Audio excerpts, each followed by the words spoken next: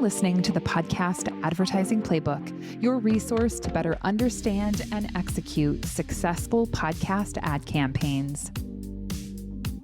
Hello and welcome to the Podcast Advertising Playbook. I'm your host, Heather Osgood, and with me today on the show, I have Jay Green. Jay is the head of podcast tech and strategy at Odyssey and Cadence 13. Jay has been in the industry for so many years, so I'm super excited to have him on this show today. Welcome, Jay. Thank you. It was a pleasure to be with you. I'm very excited when you asked me to join the show. Great. So I have to say, I knew you had been in podcasting for a while, but when I looked at your LinkedIn profile, I was like, gosh, Jay really has been here for a while. So it seems like you've been with a few different companies, but I'm really curious, what attracted you to podcasting?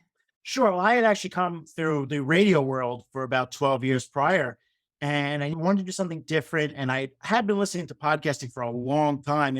I was the guy who found out, I've listened to Adam Carolla, but I would actually download the MP3 and then burn it, if anybody remembers what burning is, to a CD and listen to it in my car. I'm like, this is really cool. This is something I can get into. And kind of took a chance on myself and headed over to, at that time, Podcast One. And I've been going ever since. I love it. Wow, that's impressive. I have to say, I downloaded a podcast on my MP3 player once, and I was like, that is way too much work. I am never going to do that again. But of course, when I got my smartphone and there was the app on there, I was like, oh, now I can get into podcasting. So you really are a diehard podcast listener if you went to those links to get your podcasts. I did. And you could only fit about 5, if you were using an MP3, maybe 5 episodes on there at a time. So Yeah, that's awesome. Well, very cool. So I'm curious, like you said, you had come from the radio side of things, you moved into podcasting, and it seems like you started your early days in podcast advertising in specific. So I'm curious kind of what you found in those early days. Were there any surprises or any experiences that you thought were interesting? Sure. It was what, right? It was always what. We had a team that was dedicated to direct response, and my job was really going after the brands in New York. And you take those meetings, and at that point, I hate using the term Wild West, but it really was the Wild West. You'd go into the meetings with brand managers or CMOs, and they'd be like, I don't listen to podcasts. But then there would always be 1 or 2 people that were just out of college, that were planners or associates, and they're like, oh, wait, I listen to podcasts. And then you get that head turn from the brand manager, and like, okay, let's talk about this. And then it became a lot of evangelism of, okay, we're interested. We want to take a dip, but how does it measure, right? At that point, in those years, measurement was still such a taboo word for podcasting. And I'm very happy that the IAB and all of my co-opetition and my colleagues out there have done a really great job of kind of pushing that question to the side now, because it stopped becoming of what, but now how. So being able to dip their toes in for these brand managers was a really great step. It didn't happen a lot. The budgets at that point were still very small and nascent, but you saw them taking that step, and then they would do some really cool things. I'm like, oh, this is interesting. And now it's kind of growing to where it's like, okay, cool. We need to be in. We need to be a part of this. Yeah. Well, and one of the things I think is really interesting is that, I've been in the industry now for almost 7 years. And when someone new kind of comes to the industry, they're like, oh, this is such a nascent, industry, and everything's so undefined and it's so much the Wild West. But I would say, and I think you would agree with me, that we've come really far. And as much as we're still an emerging kind of industry, we're much more established than I would say we have been in the past. Do you agree with that? Oh, absolutely. We've come such a long way. And I get the questions from a lot of buyers, even our own internal sellers. What's different? Where have we come from? Where are we going next year? And I say, you could have asked me that question 2 years ago, and it's a completely different answer than I'm going to give you each and every year. So I agree 100% that hockey stick growth we've seen in audience and budget levels also attributes itself to the tech, the attribution, brand safety, everything we're doing, just the evolution of what we're able to do, and the parity that we've come to with other mediums is just phenomenal. Yeah, for sure.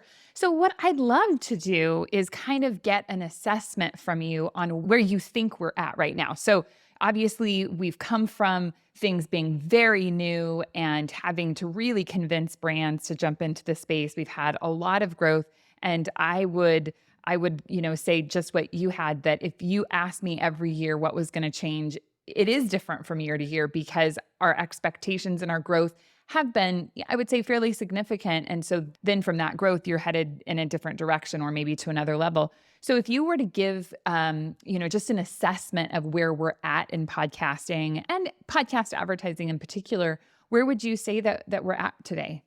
Sure. That's a great question. I think we're at that creativity level, right? We started at the what is it? We started at what is it? We've gone to how do I measure? And then we've gone to how do I buy? Now we're at that creativity level. What can I do? What can I do that's cool and different and new? I know I can do a sponsorship. I know I can do a personal experience. I know I can do a producer read and a host read. What else can I do with it? Do I go with video? What kind of supplementing can I do? Can I do with the hosts? How big can I go? Can I cross promote? What is my competition doing that I'm not doing? How can I get in front of the competition? So the creativity levels are there. And I hate saying it's a resurgence in audio because audio's always been there, but you're seeing this. I guess it is kind of a resurgence or evolution of what can I do with audio that I haven't done before, that people haven't done before, and people just having a lot of fun with it. And that's where we're at right now. They're having a lot of fun with it. While on the other side, being able to properly measure, properly do attribution, or we're building it to brand safety. I mean, there's just so much going on that podcasting is just it's continuing to grow with it. Yeah, yeah.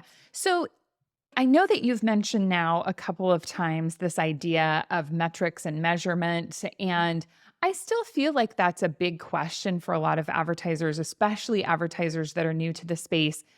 We have had so much progress when it comes to attribution. And I think even just having, a handful of tools where we know we can rely on them and we know that they give us that third party validation that what we're doing Mhm. is actually working is so valuable. Would you say that that piece isn't as much a question for advertisers anymore as it has been? Yeah, I would. I mean, people want to do something new, right? They still Mhm. want to measure in different ways.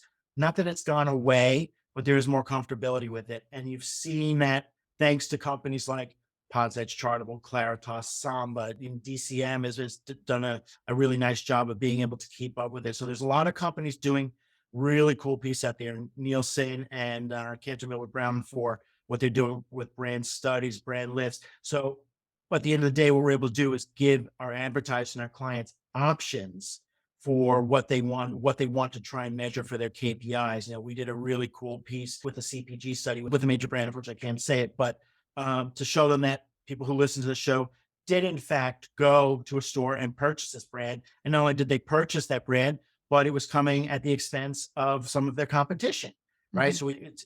So we're giving the advertisers those options to say, what are your goals? What are your KPIs? Here's how we can prove it out to you, depending on what it's going to be and what your ROAS is going to look like. So Mhm. being able to give them those opportunities and those options just opens the floodgates. Yeah, absolutely. And I would say that what I have really loved is that there is a huge range of tools for advertisers when it comes to measurement. And, if you want to use some of these larger companies, and if you're a large brand and you want to do a full lift study, there are lots of resources available to do those things. But if you're a smaller advertiser and you're just getting into the space, there's still through the attribution companies some really effective lift studies that can be done that essentially cost nothing, Yeah. So I really would just advise you to think about trying to take advantage of some of those tools because we have come so far and of course we don't want to get away from the promo codes and the unique URLs and all that jazz, but if we can layer in technology with measurement, it I think gives everyone really just a sense that we know how something is performing with a level of certainty that those other tools maybe just don't give us. I agree. And when you talk to the performance shops, they'll tell you that the promo codes are great and they do give you information, but being able to layer in a tracking pixel, or even if it's a baked in ad, they are putting in the RSS prefix, it just gave them a whole other layer of information because you could hear a spot on two different shows, but ultimately when you're going to that site, you're going to put in one code if you remember the code, or you may even get to the site and they have their own code there. So being able to see what you were listening to and apply that is great. Yeah, yeah, absolutely. So, getting back to this idea of an audio revolution, I want to dig into that a little bit. we just came from podcast movement not too long ago, and there's so much talk about audio and video together, which I love. We're recording this in video right now. I think that there's a lot to be said for video. And of course, there is power in video. But one of the concerns that I have a little bit is that we're taking away some of the power of audio when we try to integrate it so heavily into other channels. And I'm really curious what your opinion or perspective on that is. Yeah, I love that question. I love being on video too, because it made sure that I was able to brush my hair this morning. My wife was so proud. There's talking like, do you cannibalize your audio audience? I don't necessarily think that's the case. And there's certainly different ways to go about it, right? Can you simulcast it, for lack of a better term, that they both launch on the same day? Sure. Do you put the video portion out maybe a week later? I mean, Uh-huh. that's another idea. Or as other companies are seeing, as they put it on the different video platforms, maybe you're not putting out the full version of the show that you would on audio. Maybe you're doing 5 to 10 minute clips because that's where the consumption is lying. And you're seeing that the video users tend to be a little bit more short form. Hmm. So do you put it out in clips that way, which could also be sellable? It also depends on the show, right? Where is the show's audience going to lie? Is it a much younger audience that is going to view it on a YouTube or even Twitch? Or is it a more mature audience that is more on the go and they're driving? So I think it also lends a hand to the type of content. Hmm. I don't think it has to be a zero sum game. I think there is definitely synergies that see how many different marketing terms I can throw out, but there definitely could be synergies to having both of them, right? Yeah. Is there product placement? Is there something you could do on video that you can't necessarily do on audio that you can tie together? So if they can work together, it just has to be done properly. Right, right. Absolutely. I agree. And I think it's very interesting because some of the conversations I've had with the advertisers, they're very into this idea of the simulcast. And I don't particularly think that it has to be simulcast, meaning, when I think of simulcast, I think of the entire, podcast being in its original form in video, because I do really think that people consume video very differently. I And one agree. of the strengths of audio is this longevity of listening, right? People listen to a lot of audio. And when we compare it to video, they really just don't compare. And so, while of course we want to get content out there in a variety of streams and we want to get advertising messages out in a variety of streams, I do think we have to, especially as an industry, make sure we don't muddy the waters to the point that we are taking away the value of pure audio. I agree with you completely. And that's why I like the idea. We've seen success in using shorter clips. Maybe it's just a piece of an interview from one of the shows or a cool snippet that just, again, it's 3 to 5, even to 10 minutes in length where people are going to. And I agree. The way you consume video is much different. When I'm consuming video, I'm either laying in bed or sitting on the couch or at my desk watching a video. There's a piece of it, but my concentration has to be there to it. Whereas when I'm listening to a podcast, I'm one of those weird people that can't listen to a podcast at work, even though I listen to it because I do want to be focused on still, but I'm moving around, whether I'm mowing the lawn or I'm driving the kids to school, going to the gym, going shopping, whatever it is, it comes with me. And I Mhm. have a hard time doing that with video. And I think a lot of Yeah. people do too because of watching it. I'm also one of those weird people who I'll listen to a movie in a car because if it's a movie I've heard all the time, but there are cool things like we've done Cadence 13 features. So it really is a movie podcast, a true prime feature there, but it's built in such a way that it's for the mind, right? It's not showing you everything and you can be doing other things while you're doing that. Yeah, absolutely. Well, there are obviously so many tasks that we as humans do on autopilot. And so, Mhm. with those autopilot tasks, you can so easily listen to a podcast. And that's where the audio comes into play, obviously, as we all know and love. So, when we think about advertising and the kind of evolution that we've had in advertising, I was just looking at the IAB's advertising report, and it stated that 55% of all ads last year were host read ads, and the remainder then go into the announcer read ads and things. The other thing I think is really fascinating is that report says that 84% of the ads served in the podcast space last year were dynamically inserted.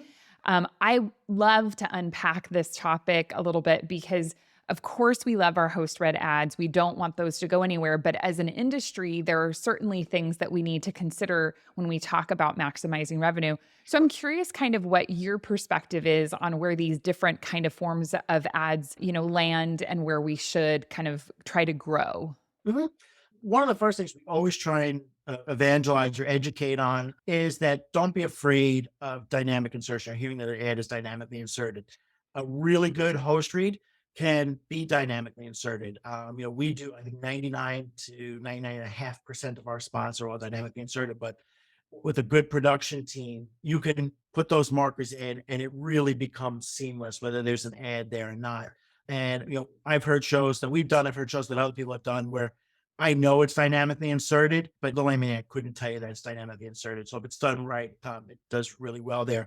And there's absolutely something to be said for really good host reads and the way they can drive audiences. But so many of what we do, what my colleagues in the industry do, are these producer reads or announcer reads that they sound good, right? I would say to brands, write the copy, give them the copy, but allow the audio teams to do what they do best. Let us create that audio for you and show you how it's done for a podcast, right? Don't necessarily recycle your copy that you're using in radio or video or TV, because podcasting is still a different medium and listeners expect a little something different, right? NPR does a great thing with this show is brought to you by, or even just different pieces of copy that lend itself to podcasting. Let the teams do what they know best to do. Mhm.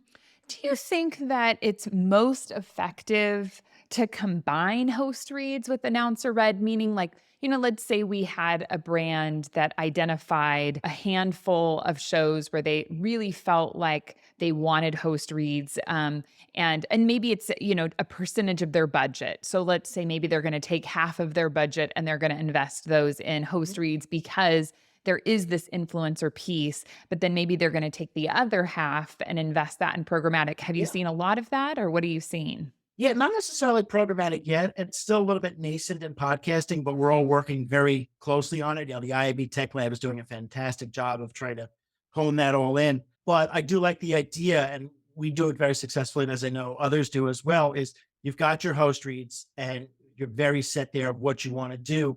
But you can also buy a run of network schedule Yes, with that is announcer read. with an announcer read, and use different forms of attribution to see what shows are delivering well on there. And it kind of creates, again, that marketing word, that synergy of you've got this line of host reads, we're promoting this one way. You could have the announcer read promoting a different way. And from that network, see where you're getting an audience from, see where you're getting an attribution from the shows, and then work with your publishers to say, listen, I saw show X really well on the run of network. How can I buy that one direct and create a larger band there? So it really becomes that win-win for the publisher to drive more revenue for individual shows, but also for the brands to be able to effectively buy a run of network and see what else is working to do even deeper integrations. Right. Yeah, absolutely. And thinking about it from a budget perspective, that run of network is obviously going to be priced lower and will extend your dollars a bit and then give you that information, which I go back to this on a regular basis, but I don't think advertisers do enough testing. I think that oftentimes we come into an advertising space and we're like, hey, everybody says podcasts work. I'm going to try podcasts, right? And, so an advertiser might come and spend a bit of money and then they're like, that didn't work. I'm not going to do it again. And I just think it's so important. If you're brand new to the space, you really do have to test. And that's why talking about the measurement tools, talking about the lift studies, but also putting a plan in place, knowing that when you get started, that you should start with a test. And of course, we all want to see a return on investment. And we would love that to be the very first dollar we spend. But in advertising, that's not really a reality. And so being able to come up with ways that you can test a large number of shows, I think is really important, because I feel like I see advertisers do this a lot too. Like maybe they just choose a couple of shows to advertise on, and it's just not enough. It doesn't give them enough information to really design a strategy that's effective. What are your thoughts on that? I agree. And it's another, I can't even tell you how many committees I'm on, but there's another committee that we work on in the industry, with just not just publishers, but buyers, the buy side as well. And it all comes down to communication. And that's been the big word coming out of this is communication. Talk to your sellers. As an advertiser, talk to your sellers. So many of them have been doing this a while and very successfully. They will tell you what they think a successful test on their network is going to be. They may even tell you what a successful test for someone else is going to be, like how many weeks should it be? How many shows should you try? Should you do personal experience? Should you do a brain read and a performance read? Talk to them, but let them understand what your goals are, because what they're ultimately going to do is they're going to come back to the team, to their teams, their planning teams, their operational teams, say, okay, I've got this new brand coming in and here's what they want to do. What can we show them as the best success? And they'll be able to work with their planning team saying, use these 5 shows because it's going to hit their core demographics. The operations team can come and say, we can do X, Y, and Z for them. We can't do A, B, and C. We can do X, Y, and Z, and that'll make it work. Ask the questions about what kind of measurement, what kind of attribution, what can I do, and what do my budgets allow for? And I say that to both sides of the side. Don't be afraid to ask questions. The same would go for the sales team.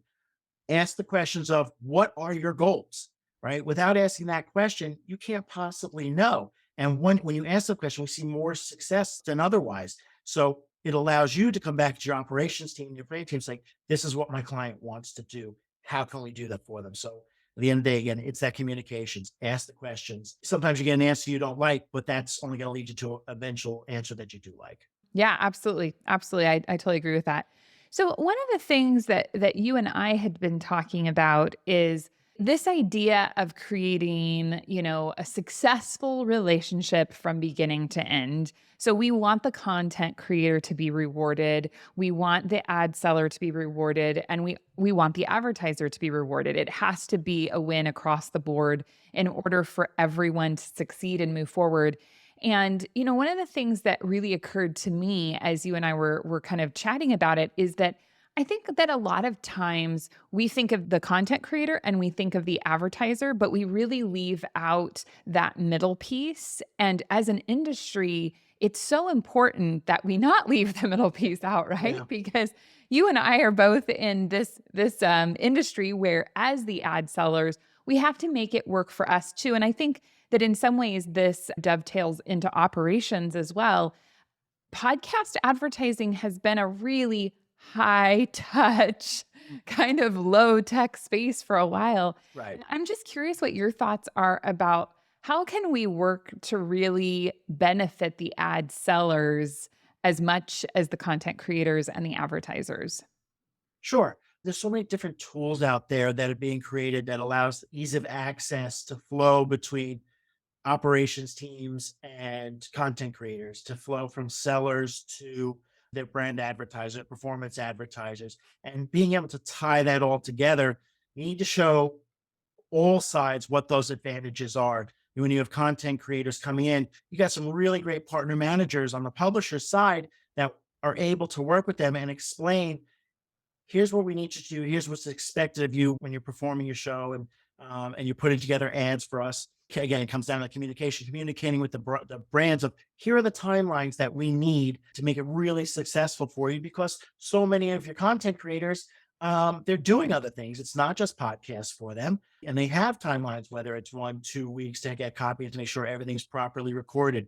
So if you can assuage that end, right, and make sure that they have everything that they need prior to the campaign, you're going to get really good results. Same thing with the brands, ensuring that everything that they're given upfront, what they need, and what the expectations are for them, so that you can meet the goals on both sides. And once that happens and you tie it all together, you've got happy sellers, right? Because then you've got your renewals and everybody is happy that way. And there are a lot of cool companies out there that are doing some really great things to put all those tools together and work between hosting platforms and vetting and and copy distribution. Yeah, absolutely, absolutely. And I have always said, and I think that this is from me coming from radio, that there is literally an army of radio ad salespeople out there, right? And I still don't think that we have enough salespeople in the podcast space. We really do have the inventory. And I still just don't think that we have enough evangelists out there, and we can get into programmatic and where that's headed in this space. And with that, maybe we don't need as many ad sellers, but I still really think that there has to be more evangelism. I'm curious what you think about that. Sure. And we'll get into programmatic, but there is still something to be said for really sales relationships that it can work both ways.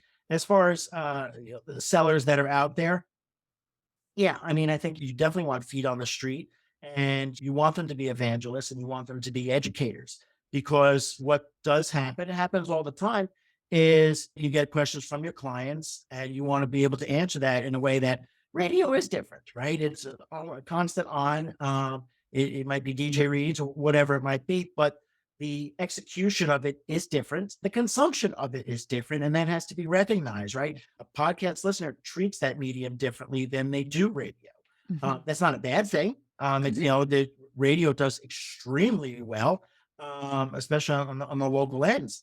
So to have that education, lean on your teams also. Mhm. And I say that to any seller, not just a radio seller, could be a video seller, anyone that's learning, because we're seeing that too. You're seeing a lot of these different publishing companies that they have podcasts and they have video and they want to tie it all in together. And we've heard that, the sales team was like, how do I bundle this together? How do I package this together? Lean on your knowledge base. Mhm. That's one thing I've always tried to create within my career is our teams being a knowledge base for everyone, not just our sellers, but for the brands. I don't care if an RFP is up or not. The more questions you ask and understand about the medium, the more likely you're going to spend within the medium. Yeah, I totally agree. Well, and I think it's very interesting. I remember early on in my career in sales, the internet really shifted the way sellers sold and buyers, purchase things. It used to be that sellers were the knowledge base, right? If you wanted information, you had to talk to a seller to get the information, whether you were buying a car or a house or advertising, right? Like you had to talk to somebody about it. But then everything moved so much online and people, and that includes consumers purchasing products, and it also includes businesses consuming products like advertising. You can get a ton of education on your own online. So you might not always need that seller. That being said, I don't necessarily think that that's the case with podcasting yet. There is more and more information available about how to buy podcast advertising online, but there still isn't a ton, and it is still disconnected enough that people have a really hard time actually buying podcast ads sometimes. So that's why I do believe we still need that evangelism piece. So I'm curious, how do you think that programmatic really is finding a place in podcast advertising, and where is its place? Well, first, I would say that I probably spend 25% of my week either on calls with my sellers as they're talking to clients to do that evangelism and that education, or prepping them for their calls, knowing that the questions they've seen in their RFPs and getting it ready so that they can properly answer it. So I do think that evangelism is happening and that education is happening. For programmatic, there's still work to be done. Mhm. I think many companies are still working on it. And what it comes down to, really two things. One, being able to maintain proper CPMs, proper rates, because we are still a very premium medium, and I don't see that changing. But the other part is the creative, Mhm. uh, Yes. right? We don't want to stick just a standard 30-second radio spot in or a repurposed video spot, which I've actually seen someone try to do at one point. It's that education of listen to podcasts, ask your sellers for successful ads, even announcer reads. Ask them for what are some successful announcer reads that you had so that we can create announcer reads that are in, or work with your publishers. There are a Mhm. lot of publishers out there, want to see included, that will be more than happy to create that ad for you, knowing what sounds good in a podcast, right? Mhm. Because it's going to air if you're running programmatic and you're going to have it running across networks. You want it to sound good. And again, podcast listeners, they know their stuff. They know what they like. They know what they don't like. Everybody thought that it was going to be, oh, what's going to happen when they don't do what the producer or the host read, rather. And as long as it's done right, it can be okay. I mean, you don't want to overdo your inventory. And as long as it's spread out properly and you're doing the proper frequency capping, it can sound good. But making sure that your pricing is good and making sure that the copy is good. Mhm. Those are your two really important factors when it comes to programmatic. Yeah, I totally agree. And I think that you really hit the nail on the head when it comes to creative. think that Odyssey is in a really great position because of the radio roots of the company. You guys are used to producing ads for clients, right? But Yep. there isn't, I don't think, a lot of talk about creative in the podcast space. We've leaned on host-read ads for so long that it hasn't been a big enough topic, and I really do think that we should pay more attention, and especially if we want to maintain kind of the essence of what makes podcasting special. If the minute that we just start flooding the space with radio ads, it's not going to do good for anyone. And so I just think we really need to lean into how do we create ad reads that are announcer read that people respond to. And that is a piece that I'm sure lots of people are working on, but I haven't seen a lot of it. So I'm really interested to see kind of where we go from that perspective. Yeah, and I've been on calls and conferences about this with different DSPs, different vendors, Hmm. specifically about that topic. And as mentioned, the tech lab, we talk about that, and creative is always at the forefront of that, making sure that it's good to go. And don't be afraid to ask. Don't be afraid for advice on it. Send it to your publisher. Will this work? Right? And if it Yeah. doesn't work, what's your advice? What can I do differently? Yes, I totally agree. Well, Jay, I know we need to start wrapping it up. I'm curious what some of your predictions are for the upcoming months and years. I know we talked at the beginning about how it's a moving target, but what are some of your predictions? Sure. Well, of course, $4 to $5 billion in revenue, of course. Brand safety is the key word for 2023, Hmm. brand safety and programmatic.